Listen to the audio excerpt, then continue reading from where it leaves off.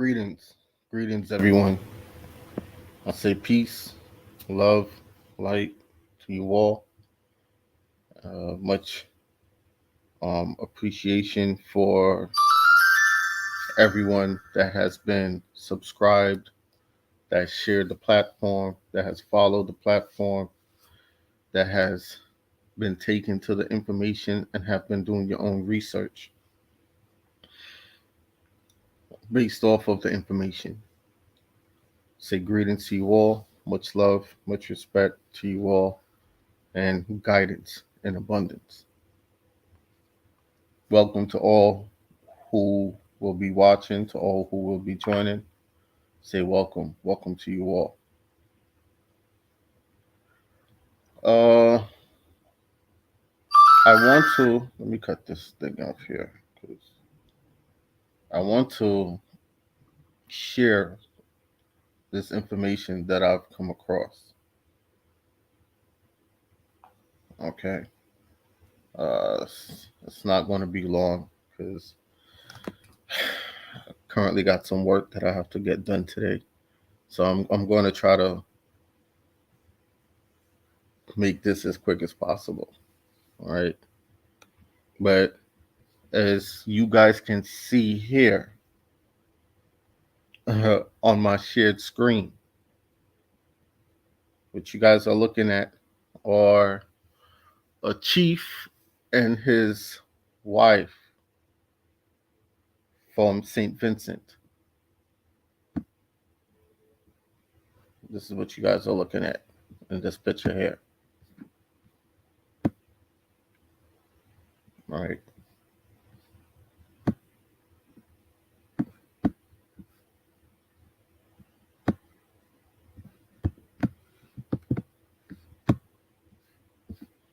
So in this picture, give me 1 second. I got some malfunctions on my screen going on.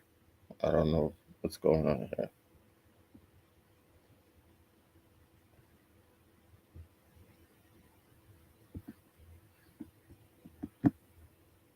1 second. Okay. So now in this picture, as you can see down here, it says Chatoyer, a chief of the Black Caribs in St. Vincent, with his wives Agostino Brunia, circa 1765, 1768. This is not an African slave, okay? This is not an African slave. This is an indigenous St. Vincentonian. This is what the people looked like. This is not a Taino. This is an Indian. This is it. This is without the admixture of the Asian population that came into the Americas. Okay? This is it here. When we go into now back, let's revisit back now again the history of slavery. What was it? You know, who were the true slaves? It didn't make any sense for these people to leave all the way from the other side of the world to bring millions of African slaves over into the Americas. It made no sense. See, they focus on this African slave narrative because it has a lot of it has to do with phenotype, and it goes back to Darwinism. Understand? It goes back to Darwinism of which of the race of people or the hue or the complexion or the look of people that they look down on. Who does not have the phenotype that matches with our phenotype? But this is what it was. And this was what a part of colonization and the battles over civilization. Right? And when you see them trying to say that the Negroes of the Americas are African descent, and they only tell you your story up to slavery and nothing before slavery, you must ask the question why. Now, when you research history, they are well documented in their in indentured servitude. Indentured servitude is voluntary and involuntary servitude. It is also something that is forced upon by the courts as a form of judgment from the courts, which creates bond man and bond woman when one has to be bonded in or bonded out. Okay? These things in these terms and these words are relevant into today's society because nothing has changed. It's just that technology has come to the forefront. You still have bondmen and bondwomen in prisons today. Okay. And the whole bond slave situation, it's totally illegal. It was illegal then, and it's illegal now. So if you have siblings, family members, friends that are in jail and prison of non-violent offenses, and they're not letting them out unless they bond out, that is illegal. It is unlawful. It's been for over hundreds of years now. But anyway, these are the people here. Now to show you, I'm gonna show you guys something of what's been going on, and it's something that has been strategically taking place from one landmass to another, from that side of the world to this side of the world. You understand? And we're gonna start with the a brief history of the Tasmanian people. Okay, a brief history of the Tasmanian people. We're gonna start with. All right. Give me 1 second here, family. Um, Let me get back to my screen here. I'm gonna cut the screen share. Then we're gonna go back to the thing. So greetings, everyone, to everyone in the chat. Brother Lance Ward, honor. Brother Awar, honor. Broke the Strings TV, honor to you. Sister Judy, honor to you, honor. All right, so let's pull this up here, right? We're going to start off with the Tasmanian people, and then I'm going to share a video with you of modern day slavery. And I'm going to show you it made no sense. Like the slaves that came over here in the millions are the folks that they started giving contracts to replace us here in the Americas because our numbers started becoming diminished because of the over 250 years of war that we were warring with colonial forces here in the Americas. Then they created a social construct, a social re-engineering through the education system, and then they started creating in the modern times of the 1900s coming on up your alphabet boys, your FBI's, your CIA's, your DEA's, your NYPD's, and all these type of things, right? And through some of these governmental programs, they created offshoot programs of people that go out in the community and go out there on the cybernet and rewrite history and write you out of history and write themselves into history. So they'll take an old article, say back from the 1700s, they'll publish back that old article, but they'll make adjustments to it, right? And put in words like Taino in there. Now, when you go back and you do your research and you pull up the original article, it mentions nothing of a Taino. Now, when you start breaking down your history and the research of what the word Taino means, it has a couple meaning. It goes back to Northern Umbria, people of Umbria, and even in that history says that those people were folks that came and stole the identity of the original people of Umbria. Then it goes into meaning mixed, biracial, descent people. Okay. Then it goes also into meaning a religion, a religious aspect, an old religion that had to deal with native beliefs that was called Taino. but it wasn't a people called Taino. The people or the organizations now pushing that, these are governmental constructs, people that are funded by the Soros program, and that is funded by other members of these philanthropist group investors, that these people have taken their money, and it is all about washing history over to bring a specific complexion of tone that's tolerated, which is the brown paper bag effect, or what we call the Jack and Jill Club effect.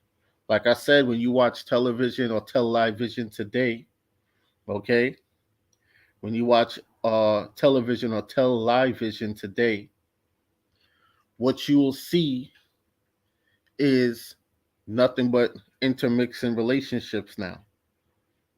Okay, you don't see relationships of our household strong and together anymore. They will always give you that European savior that you must be in a relationship with. Now that translates over here into the business world, because what that is also shown in the business world is, if you are of a certain hue or certain complexion, you must have this complexion of person here with you in order to make it or elevate yourself to the next level in the business world, or else we're not going to tolerate you. And this is a system that was that was put in by these folks who identify now today as Jews, and historically they are not Jews. All right, they are not. So this is what has been going on. You have a fraction of folks that has been manipulating, rewriting history, and you have people in every race, every ethnical background category. We all have some form of brother or sister or cousin or friend that will willing, or neighbor that would be willing to backstab us for 30 pieces of silver and help push forth an agenda. Okay? So when we go back and we study the histories of the Americas, of Indians teaming up with the Europeans to fight other Indians, this is what has happened. This is why we've been so displaced. This is why these people can come in and rewrite our history in front of our face, and we're not, and very few of us are challenging it. All right.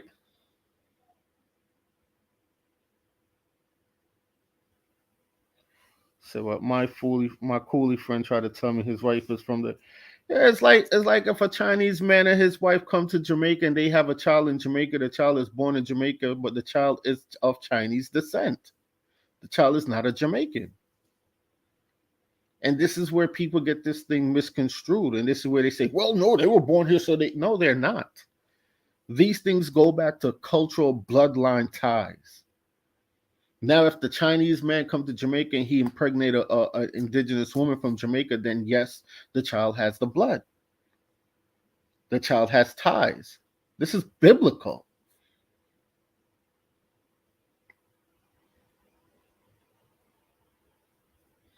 And people, if you watch and study this history for hundreds of years, these people mostly, for the most part, stayed segregated from the indigenous people on the lands, and they only bred with each other. They imported more of each other and they bred with each other. They wasn't taking it more so outside of the bloodline. It is now in this modern age of time, in the television age of time, in the social media age of time, and these ages is where now you're seeing the mixture is coming out of the bloodline. In some cases, is it a negative thing? No. In some cases, is it a negative thing? Yes. If you're not knowing your full history of who you are and where you come from, then it could be dangerous. Could it be a positive thing? Yes, because now you're bringing forth children that can relate to both sides of the line. You understand? Okay. So this is where the gray area comes in, the clouding of the history of the lines, because you have the admixture of the biracial children who, when they're telling the history, they're telling it only one-sided to please their colonial side. while keeping the other side a secret just amongst them. And this is what they do within the secret society orders. Oh, it's a secret. Shh. They know, but you out there in the public can't know because their colonial side is still the minor of the population. And if you out there in the public realize what has been going on, a lot of shit will change. Do you understand?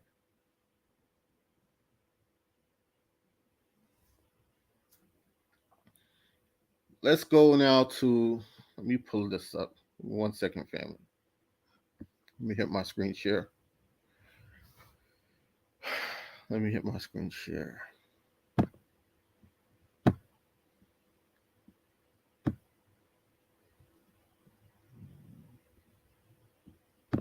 think this is it.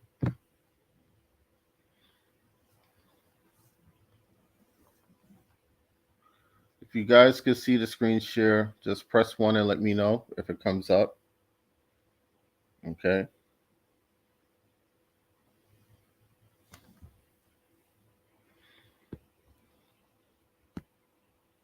So this article is called A Fate Worse Than Slavery by Owe Lakemfa. All right. Let's go. In a sense, his denial of slavery might make sense in the context that what the Aborigines experienced was worse than slavery, colonialism. Now, if people's wondering why is he talking about the Tasmanian people, why is he talking about these Asian folks and these type of things? You have to travel back in these shoes through the journey, right?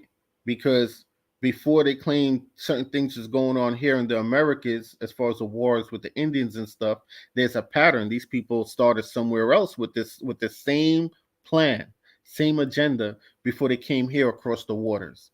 So you trace back their footsteps and go back to see, oh, what was going on in these lands during these years, during these times. Why are they hiding these documents and these things? And you start pulling these things up. Then you make the journey come back over here into the Americas and you connect the dots. Right?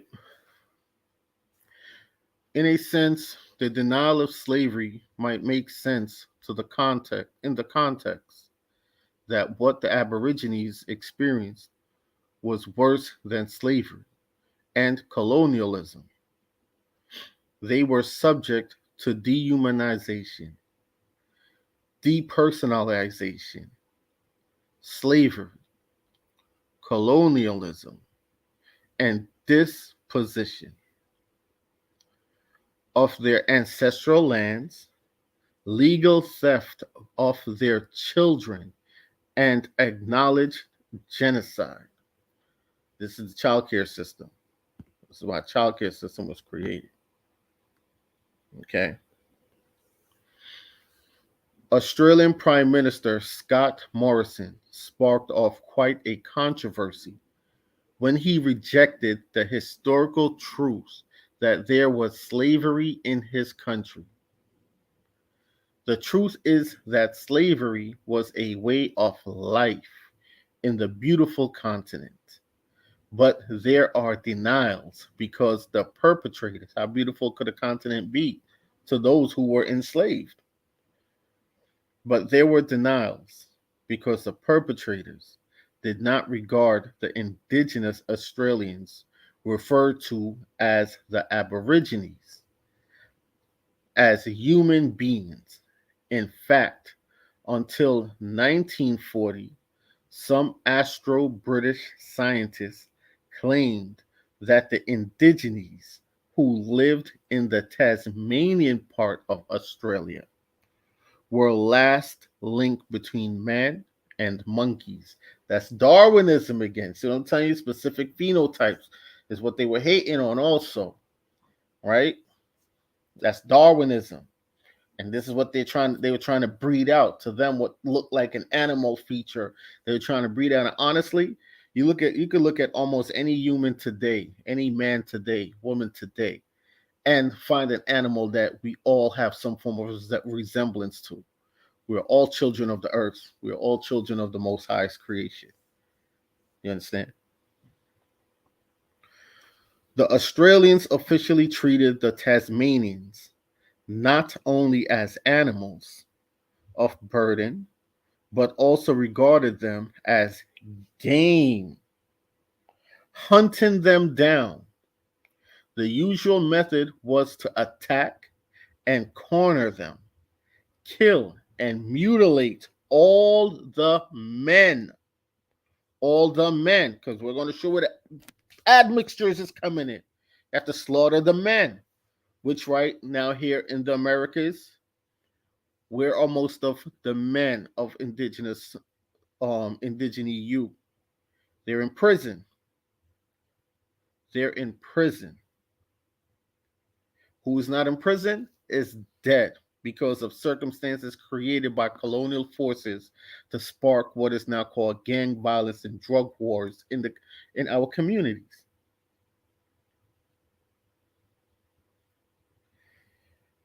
The usual method was to attack and corner them, kill and mutilate all the men, turn the women into concubines, and the children into slaves. So the woman is a concubine, and here you have this pale skinned man that has now the females and concubines, they're getting pregnant, right? Which is creating a different phenotype of a person and a different skin tone now of a person, which also now lessens the bloodline, dilutes the bloodline. Okay, which also now gives that man a permanent tie onto the land because his child came from the womb of an indigenous woman. That's his child. You can't, you biblically, you're not supposed to deny the father from his child, right? And understand this, people. We got to look at this on many levels. Okay.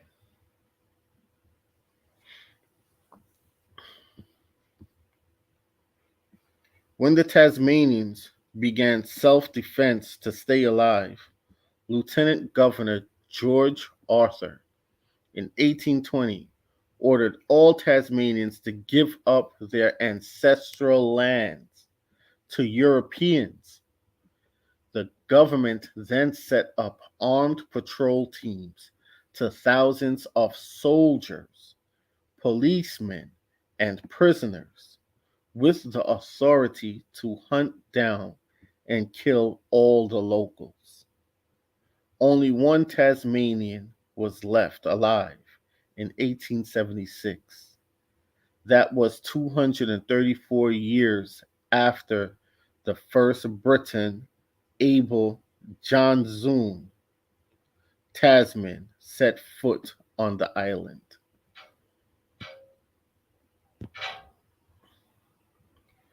The survivor, a lady generally called Truganini. The invaders never learned the real name of their victims. Died on May 8, 1876. She had witnessed other Tasmanians being used for scientific, pay attention, for scientific experiments and had made a wish to be buried at sea. I'm gonna stop it there because I want to pull something up and show you guys. Now remember that lady's name that I was trying to remember the other day. Her name was Jennifer Doudna, right? We speak on the scientific experiments. This again, Darwinism. Darwin did that. Many other scientists associated with Darwin did that. And now I'm going to show you how it comes now into today's society right here, now and present, in these scientific experiments and what this has always been about. And don't let nobody tell you, oh, it's not about race. It's always been about race. Race meaning complexion of skin. It has always been about complexion of skin and who are the Most High's first complexion people. You understand? Going back to the children of Yaqub, the Atlantean scientist that was kicked out of Atlantis and went across the world to go create his children. And his children came back home over here, came back here to conquer over here. But along the way, they created mischief and chaos all over the world. Now, let's pull up Jennifer Doudna because we went into the scientific experiments, right? Let's see if I could find this real quick for you guys. 1 second.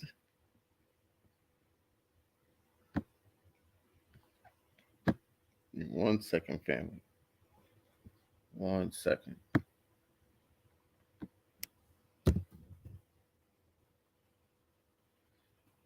Let's see. And we're going to pull up Jennifer Doudna on her TED Talk conversation. See, it just hit me. So I didn't plan on pulling it up. So forgive me, y'all, for the delay. It just hit me. Right?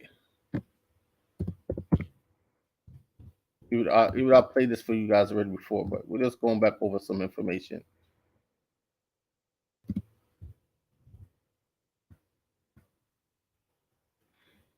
Let's see if we can pull this up. I believe is this it? I think this is it. Give me a second.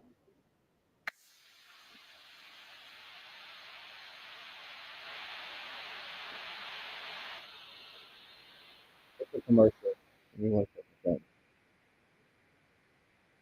It's a no skip commercial. Here we go.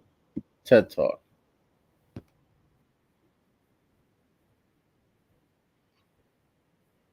Okay, let's go back into this. Let me turn this up real quick. Matter of fact, let me screen share it. My bad. My apologies. All over the place. Let's screen share it. Let's screen share it. Let's screen share it.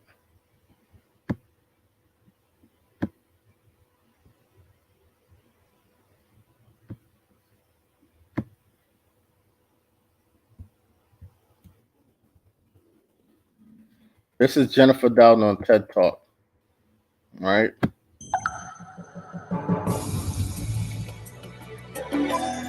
Anna, Nadine Alexander. Anna. Anna.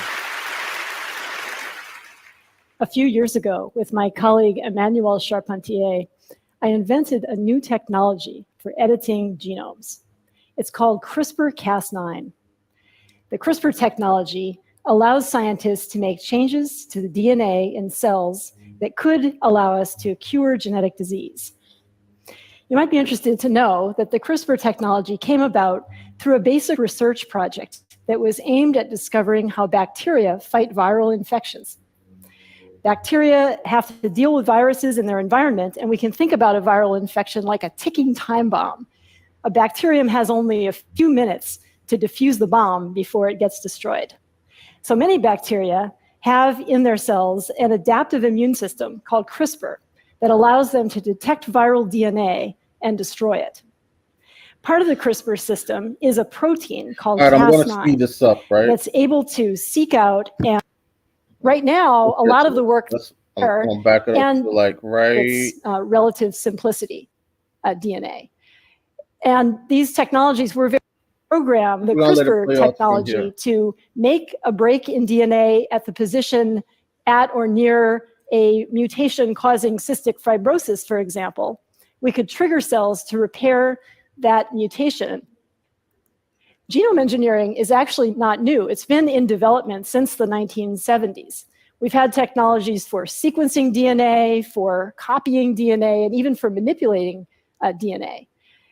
And these technologies were very promising, but the problem was that they were either inefficient or they were difficult enough to use that most scientists had not adopted them for use in their own laboratories, or certainly for many clinical applications.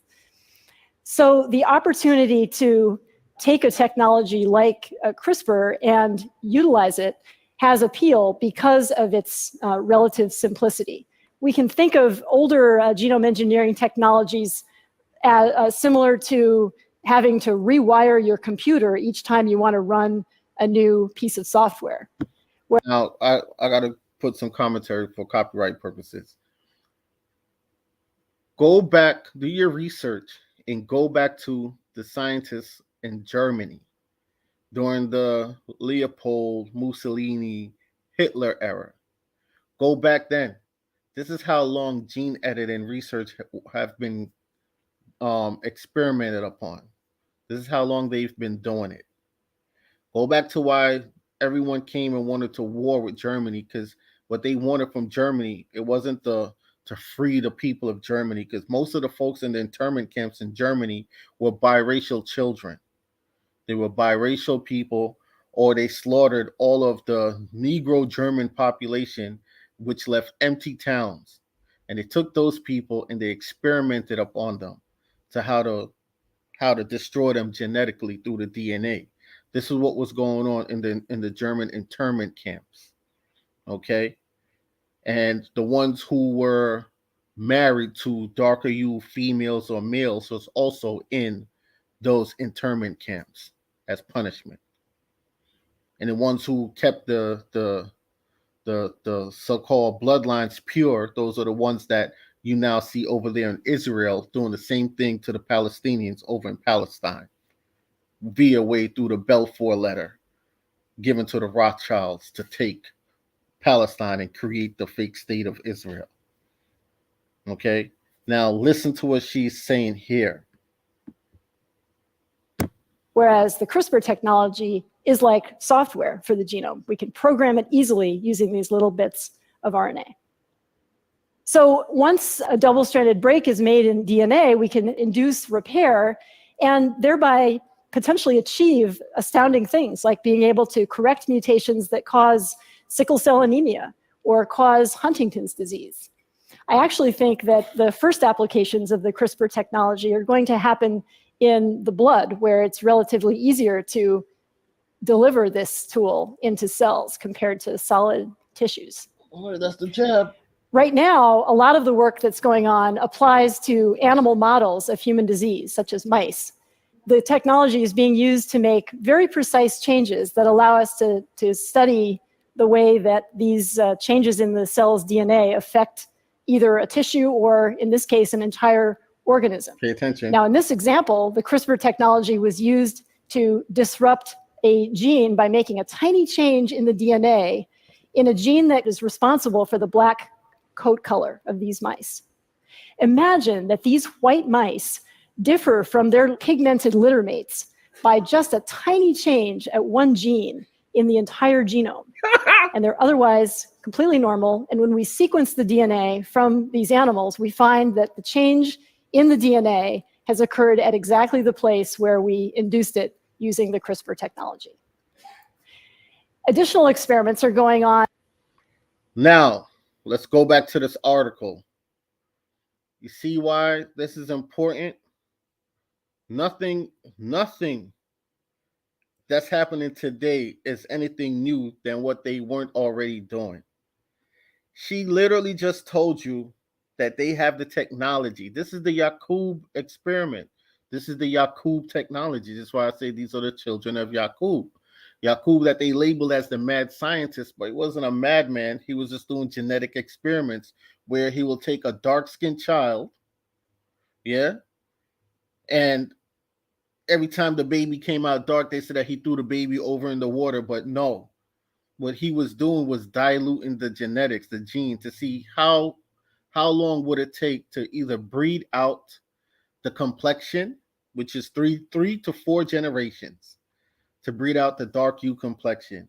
And then now genetically through the DNA, can he stop or block the gene, the genetics that create the dark skin pigmentation in people, most highest first people, which are dark skinned people, and create a paler, lighter version of humanity, which is what Yaqub was doing. This is why he was kicked out of Atlantis. The Atlanteans wanted no parts of that research. You understand? They was keeping it biblical. You understand? This is why the down at Rockefeller Center, when they unveiled that huge big black statue in front of Rockefeller Center in New York, and they try to tell you some tribute to some African. No, it's not. That's the statue of Yakub. That is Yakub, the big head scientist. This is what the secret societies hide from you and don't want you to know. And this is what they're doing now today. This is why within the Jack and Jill community, the swirling communities, right, in these fraternal and soror societies, they do the brown paper bag psychological effect on you to make you feel like you have to go outside of your complexion to be able to have some form of future in life. And your babies must be brown or pale or light skinned to be considered pretty and beautiful. But what it is it's a social engineering, psychological programming for you to hate yourself, and not only for you to hate yourself, for you to voluntarily create what they feel society should look like while they're rewriting the Negro populations all over the world out of history. This is what's happening. And any place that still has strong ties of the bloodlines of Negro populations or the indigenous first populations of those landmass, if they can't slaughter you through guns, if they can't slaughter you, if they can't breed you out, they're going to use science and genetically wipe you out. This is why now you're seeing more dark-skinned females giving birth to blonde hair, blonde hair, blue-eyed babies. Some of these babies don't even have curly hair; it's just straight blonde hair, brunette hair. You see these brown skin, dark skinned mothers walking with these babies, and you're like, oh, she's like the nanny, and she's not the nanny. That's her child. You see what I'm saying? Now let's get back. Let's get back to the article. Can't make this stuff up, people. Like they're showing you. They put it right there in your face. It's right there. It's just that they created all these distractions, and you're focused on the distractions, so you're not paying attention back to this. Now, if you don't know who Jennifer Doudna is, they made a movie off of her, but they act like it's not her that they made a movie off of. Can't remember the name. Damn, I can't remember the name of the movie, but the girl was talking just like her and everything. It came out about 2 years ago. The movie came out. Her company, her company was released a year after COVID. Right? Her company, her multi-billion-dollar company. Now, it's not that these people invented this technology. These are ancient technologies that these people just have, and they're weaponizing it on the world's population. This is what they're doing. Okay? It's just, we got to wake up, people. We really got to wake up.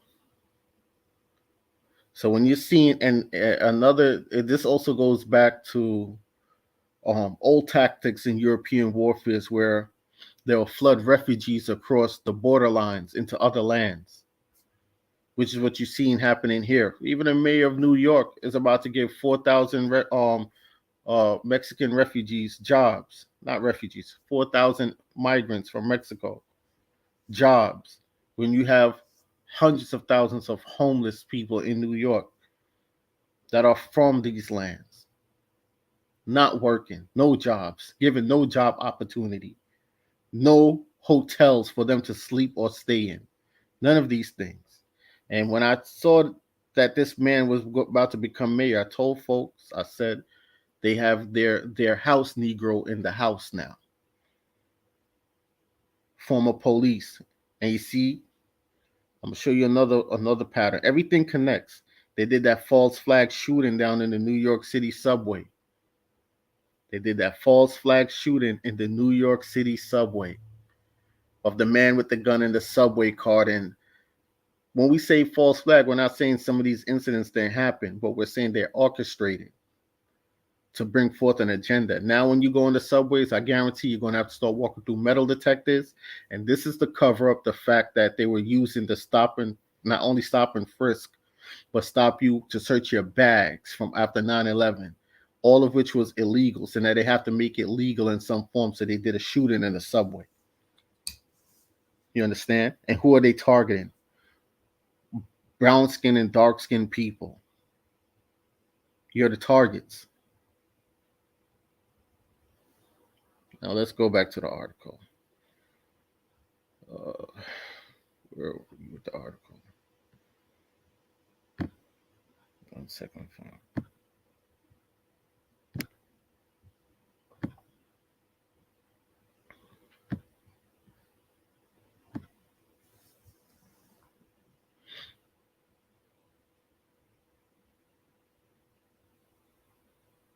Greetings, Sister Cherokee. Greetings. All right. So now here we are. Here. The British migrants. Here we are. The survivor, a lady, generally called Truganini. The invaders never learnt the real name of their victims. Died on May 8, 1876.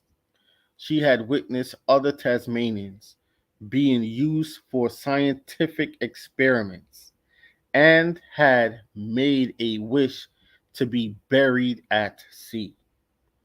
But after her death, the Australians displayed her skeleton in a museum until 1940, when pressure forced the government to remove it.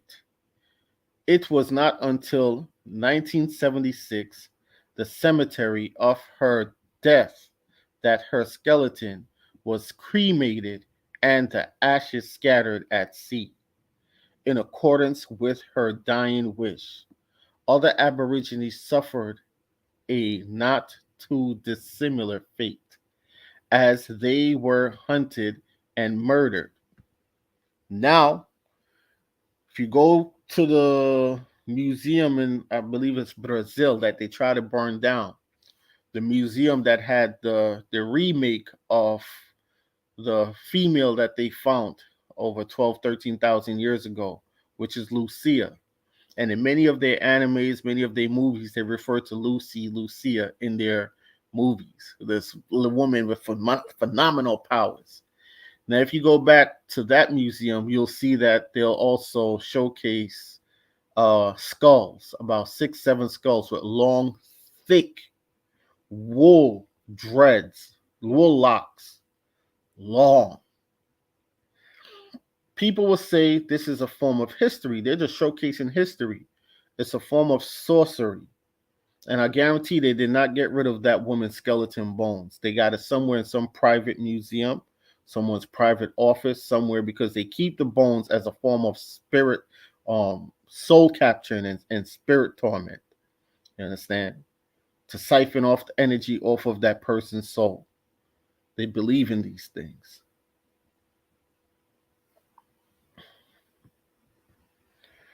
All right. It was not moved until 1976, the cemetery of her death, that her skeleton was cremated and the ashes scattered at sea. In accordance with her dying wish, other Aborigines suffered a not too dissimilar fate, as they were hunted and murdered. The British migrants poisoned the water sources of the Aborigines.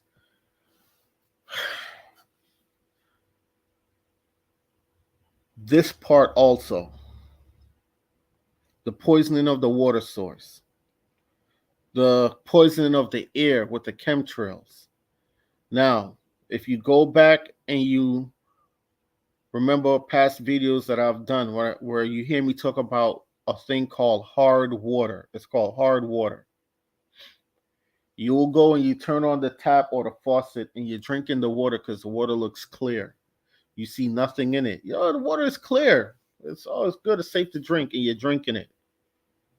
But if you go and you get a pot, especially if you live in the tri-state area, get a pot, get a saucepan, put some water in it from the pipe, from the faucet. Boil it all the way down, all the way down. Don't let the pot burn now. Boil all the way down till its last drop. Turn the stove off, leave it for a few hours, come back and wipe your hand around the pot, and you're going to see caked up powder looking like cocaine soaking through the pores of your fingers, soaking on your fingers, piled up, caked up on your hand. Our water supply is poisoned.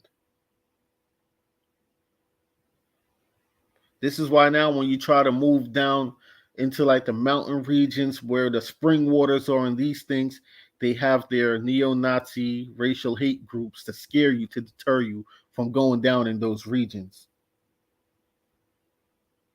where all the minerals are. You understand? It's called hard water. Research hard water. If you live in New York, if you live in Jersey, if you live in Connecticut, you live in DC, turn on your faucets, boil your water. Boil it. Even when you're boiling the water, you're gonna see like the water start turning like a white type shade. That's the silent killer. Research the power plants. You live in Miami, you live in Florida, Fort Lauderdale, Miami. These areas. Research the power plants that was leaking for over 20 something years in almost all 50 states. Tritium into the groundwater supply. So when you see here of scientific experiments, when you see here the British migrants poison the water source of the Aborigines, they're still doing it. It has not stopped.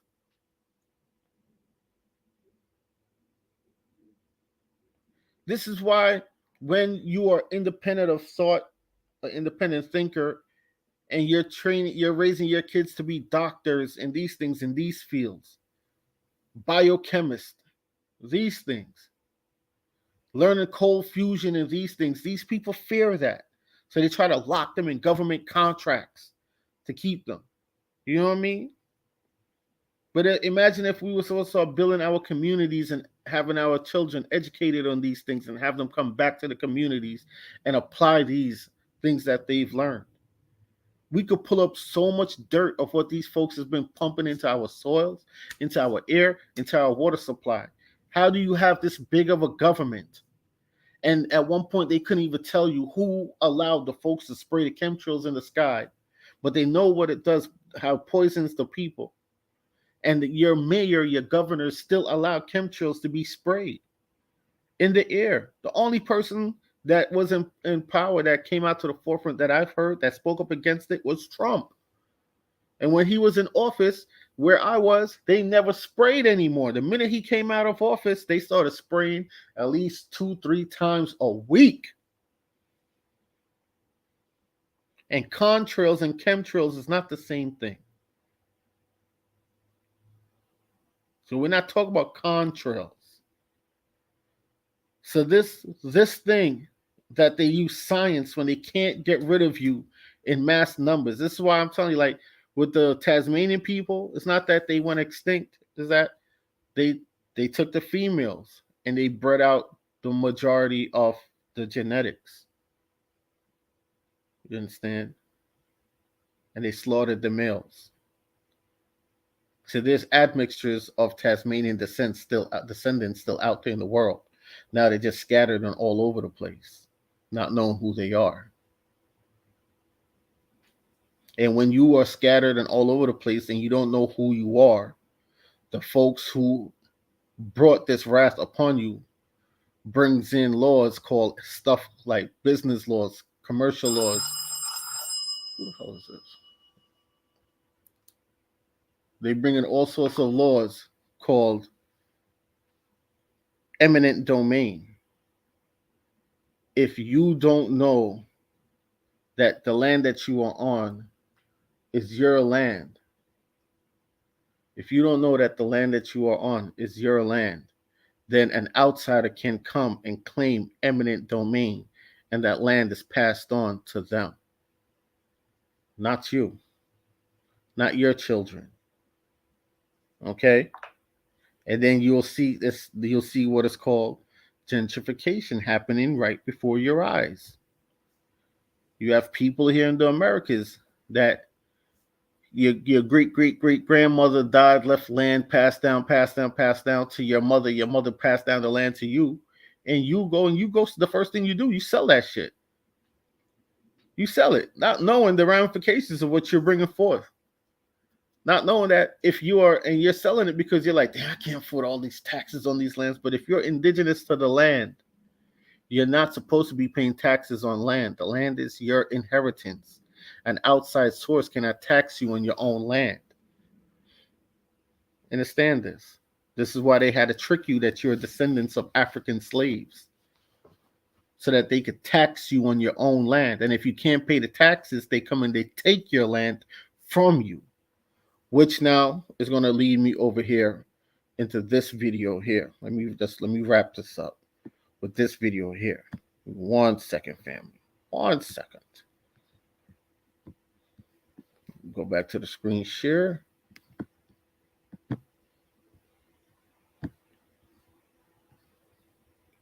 Let's hit the screen share.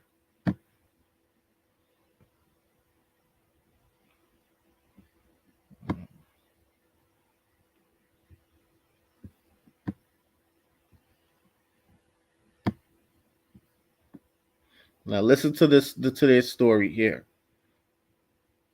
And these are modern day slaves still in Pakistan, indentured servants, right? Indentured servants. That a lot of these articles try to pretty up and try to make it seem like it wasn't slavery. It's slavery. Let's go. Let me know if you guys can see the screen share. All right. Let me know if you guys can see the screen share.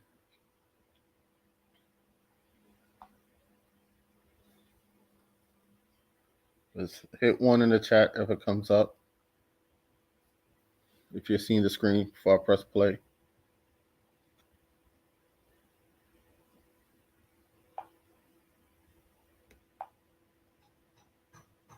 Okay. All right, cool. Well, let's play this. This is how millions are trapped in modern day slavery at bricks kilns in Pakistan. And these are who they call Indians.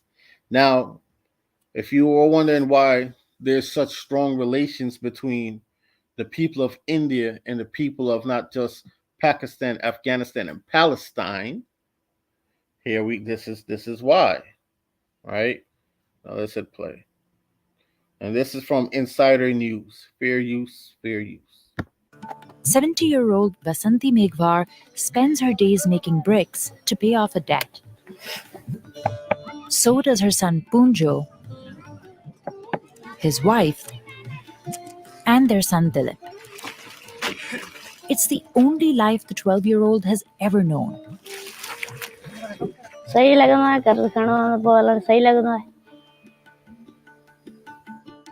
The family borrowed money from the owner of the brick kiln more than 2 decades ago to pay a hospital bill. Now, they spend long days breathing in dust under the scorching desert sun and firing bricks in massive underground kilns.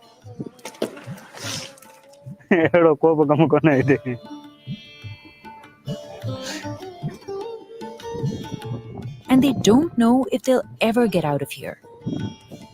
The owner of the kiln tells them he's keeping half of the money they earn to make payments on their loan. But Punjo hasn't seen the contract since he signed with his thumbprint 23 years ago. And there's no record of... Pay attention. You heard how they made him sign? With his thumbprint. Now that's a signed, sealed contract. You understand? With his thumbprint. And these were how documents, part of how documents were signed back in the day. Especially if you couldn't read or write, you either mark an X or you put your fingerprint, your thumbprint on the document. Okay, that's your mark. That's your identity, your genetical mark that the Most High gave you, and no one has the same imprint or indentation on their fingers. Okay. Of how much is left to pay. Oh, yeah.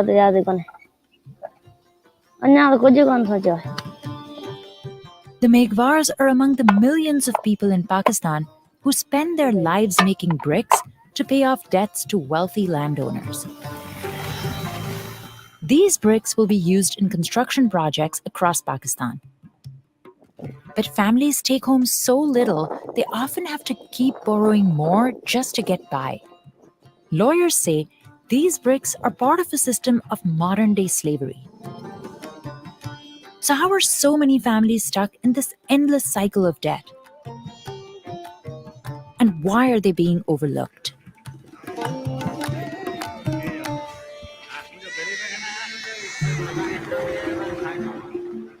This brick kiln is in the heart of the Thar Desert in Pakistan.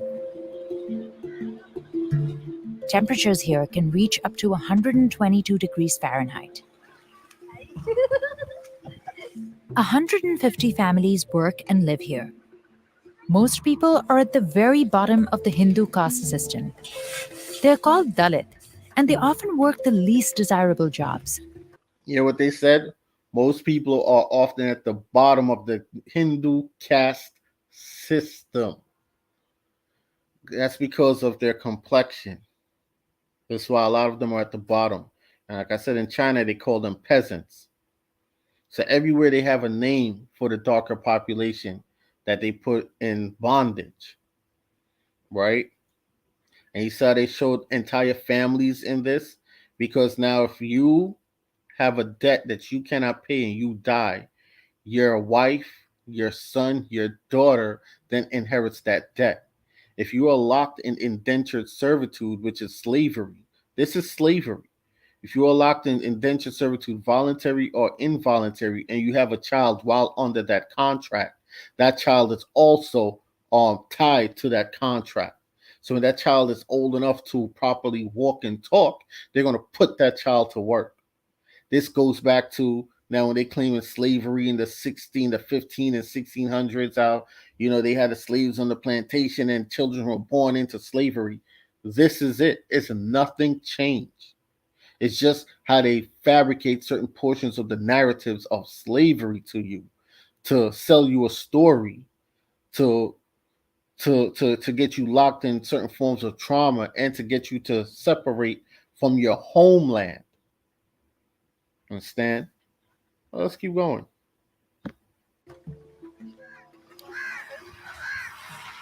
The Megwar's family of 5 shares just a one-room house and this tent.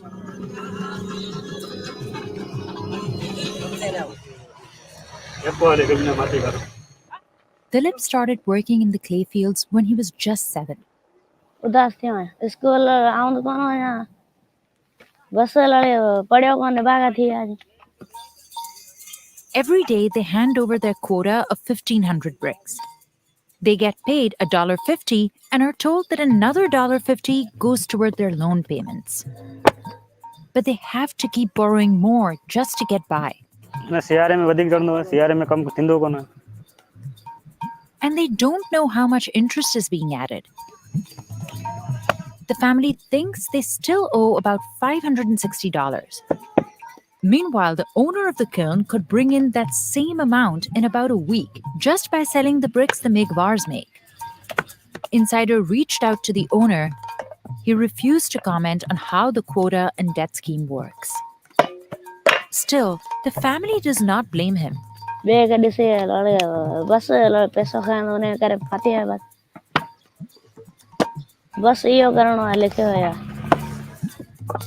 that, the family does not blame him. That's like the Negroes here in the Americas. They befriend the folks who are slaughtering them. You know what I mean? This is like the folks here. They see everything that's going on. They see that they're the main targets. There's collateral damage and there's main targets. And the main targets of all the restructuring in the Americas are Negroes. And they see it. They see it happening in front of them. They see it. Everybody else that's caught up in this storm is collateral damage. That's collateral damage. And if you study warfare and you study ancient war generals, they'll take collateral damage as long as the main portion of the agenda is being pushed through. And a collateral damage is a sacrifice. So they'll sacrifice their own. especially the ones that don't know what's going on.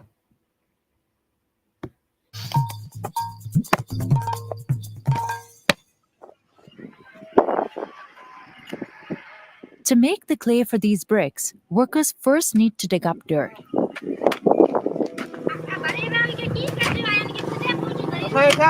ॿियो कुझु थींदो आहे लड़ी हथनि में लड़ी सूर थींदो आहे ॿियो लड़ी वेख थींदी आहे चेल में सूर थींदो आहे कॾहिं कंध में कॾहिं ॿांह में. Then Dilip adds water and mixes the mud for hours until it turns into clay.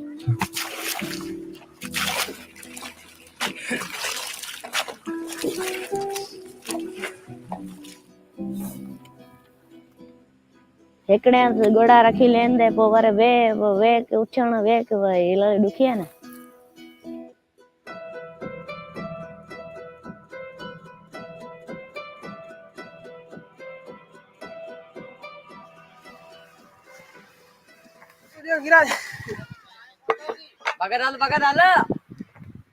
जिते 500 था लॻनि उते 1000 लॻायो. पोइ उन्हनि खे पघार महसूसु थींदो आहे वालदनि खे. Breathing in all this dust is the main cause of death here, especially among children. पाण बीमार हूंदो आहे न त डिॼे न. बर्दाश्त त माण्हू कोन थो करे सघे न. The Megwars used to herd cattle. One day, the family borrowed money from a wealthy kiln owner to pay a hospital bill. They say it was their only option because, like millions of others in Pakistan, they don't have a bank account or know how to read. So the Megwars weren't even sure what the terms were. Now, you see how important that is? They didn't know how to read, which is what they was doing to a lot of the folks into the Americas and the folks that was coming over into the Americas. A lot of them did not know how to read. So they didn't know the terms of the contract. They didn't know what the contract was saying, none of that stuff. So now when they did their time in indentured servitude and their years is about to be up and they think that it's about to be up, they'll have clauses in the contract that will re-trap them again. And next minute they know they're servants for life. You see what I'm saying? They're servants for life. Or saying they have to give up their child and these type of things. Right?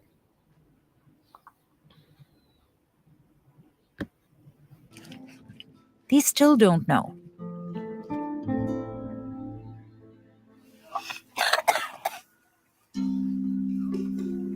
Punjo's mother, Vasanti, joined the family here 12 years ago to help erase their debt.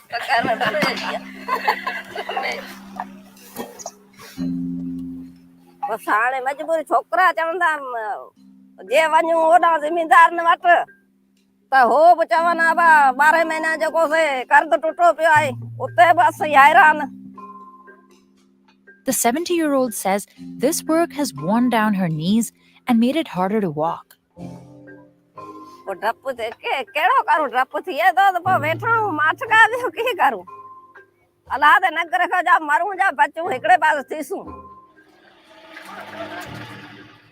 While her family keeps working, Vasanti leaves for a while to make lunch.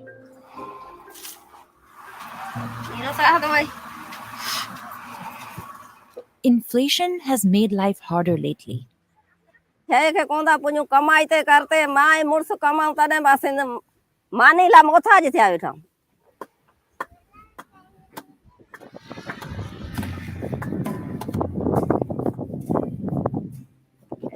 Donkeys help move up to 5,000 bricks from the plots to the kilns every day. The bricks are buried inside this oval-shaped structure where they'll bake.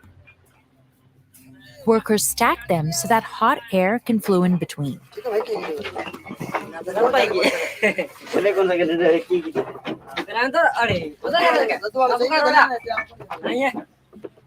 महसूस करण में हथ हिते अंगूठा हिते जलिजी वञनि हीअं सिर में हथ लॻाए त पोइ माण्हू इहे अंगूर जलिजी वञनि.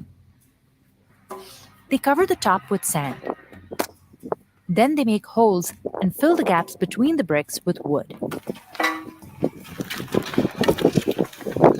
This part of the job is so dangerous, workers didn't even want us coming near them.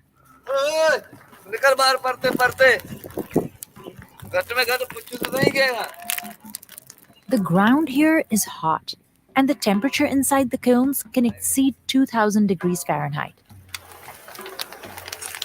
Sometimes the tops of these structures cave in. In July 2022, 3 people were burned alive when they dropped down into the blazing kiln.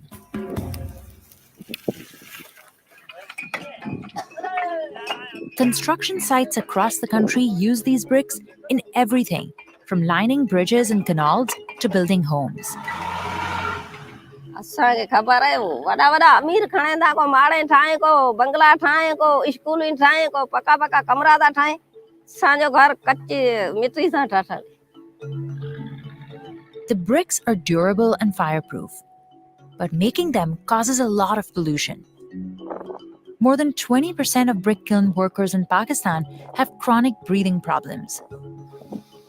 These fumes are full of carbon monoxide and sulfur. Now, what happens here in indentured servitude is they'll fabricate the books so that you will never be able to pay off the debt. That's the U.S. economy in a nutshell right now today. Everything you do puts you in debt.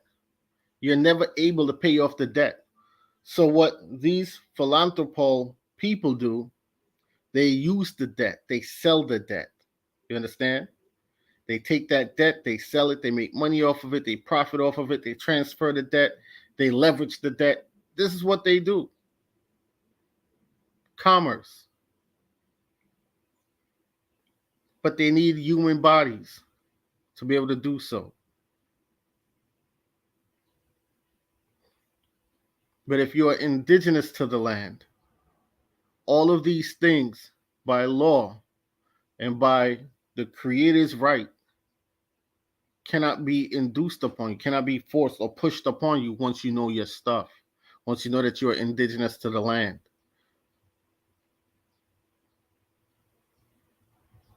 This isn't any law. So here you have a whole family looking to work off a $500 debt for over a year now and still can't work it off. They get paid $1.50.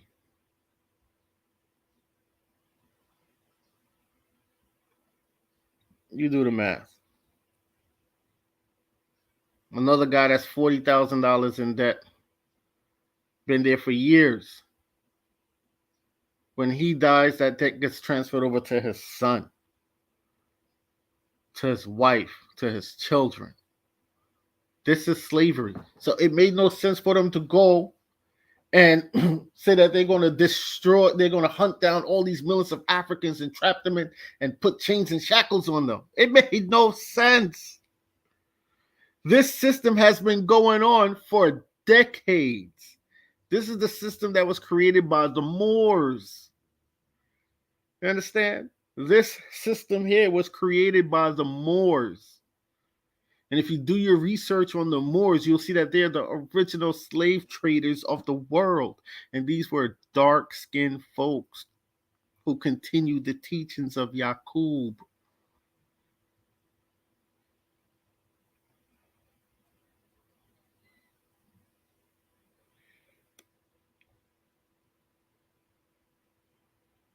Greetings, George Richard. Honor to you, brother.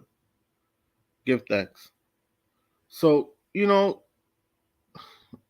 only when you know history, true history, not his story, not the plants that they put in our community to act like they're activists and civil rights leaders and pro-black activists from the pan-fry community, these Kemites and stuff.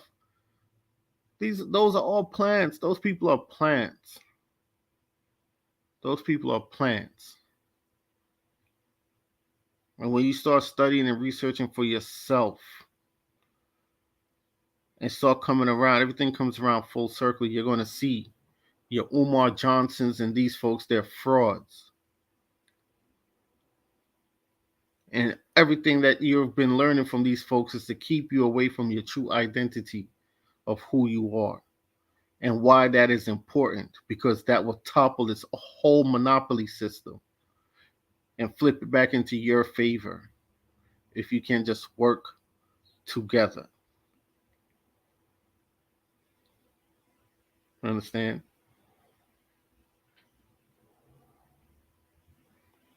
That's it. With that being said, folks, I'm about to get up out of here.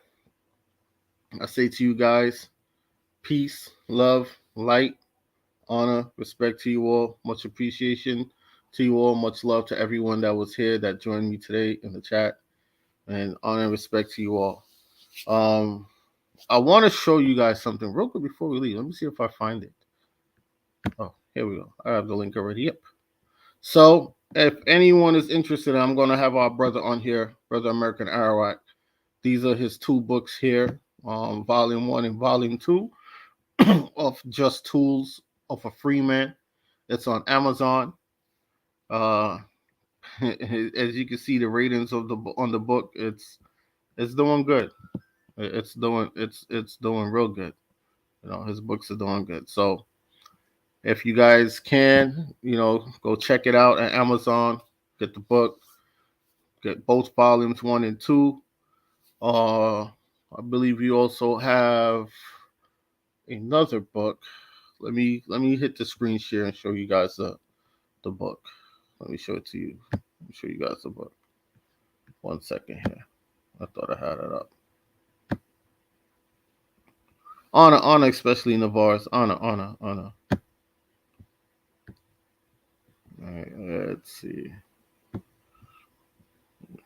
coming to the end of the screen, but here we go here. Let me see if it pops up. I don't know will they let me put the link in the chat? I wonder if they will let me put the link in the chat. Let's see.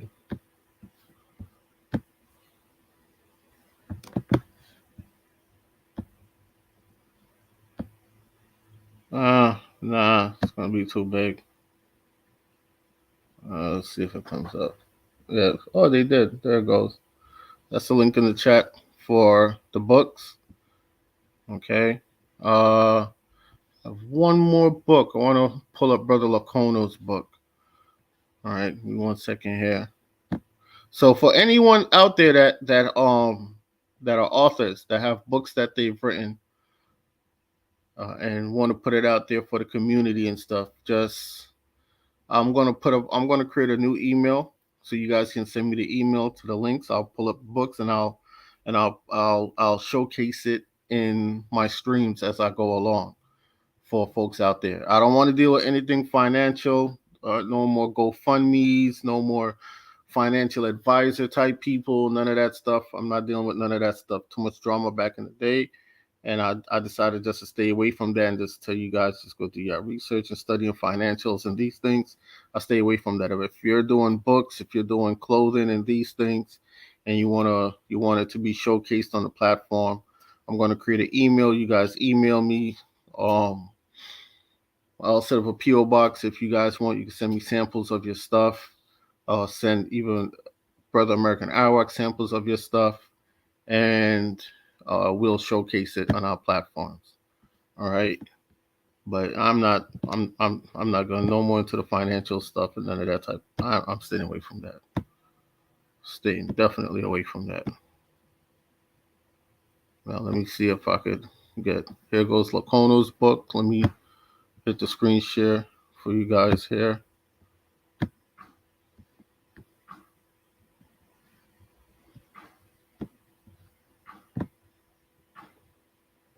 So this is Lacono's book here. It's called Alton and Ronique, Journey with Their Ancestors. Okay. His book also phenomenal. It is 4.9 out of 5 stars. For ages 4 to 10 years. And I just tell people just to get this book and keep it's something that you keep in the family for generations and pass down. This is it right here. Okay. This is our brother Lacono right here. Davron Adams. That's Lacono there. Yeah. And his the person that also worked on the book with him have also other books out there as well that person have worked on also. So this is his book. Alton and Ronique Journey with Their Ancestors. Let me see if let me put the link to this in the chat also. Let's see if it does. And I'll drop the link in there to the chat for you guys. Oh, nah, it's not gonna let me do that. It's too much. Give me 1 second, y'all. I know what to do. We come back to it here. I might have to just put this link up here. This one.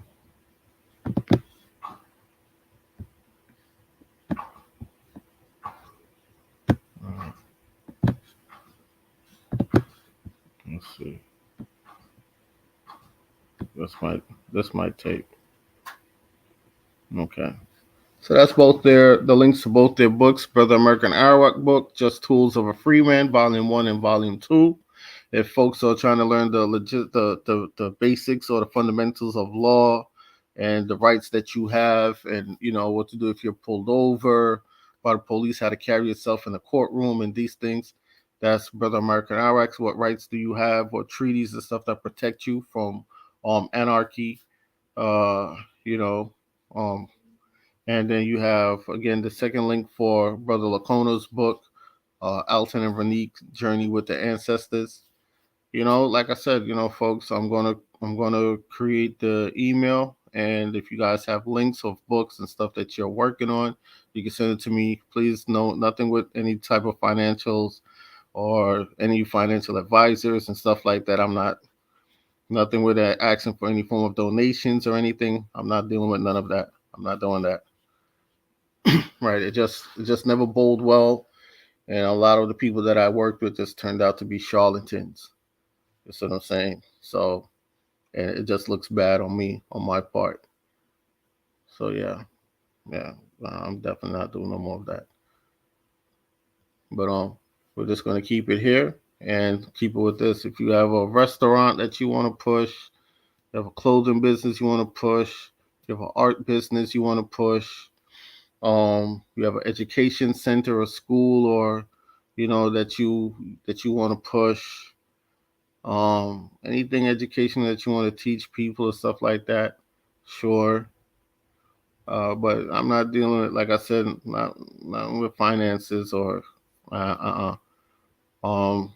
if you're an artist, whatever, I'll send a link, and I'll try to showcase. And probably every live, or before every live, I'll do it, or going close towards the end or midway through, I'll put your stuff out there. All right. So yeah, with that being said, I say peace, love, light to you all. May you all have a wonderful day, and honor to you all.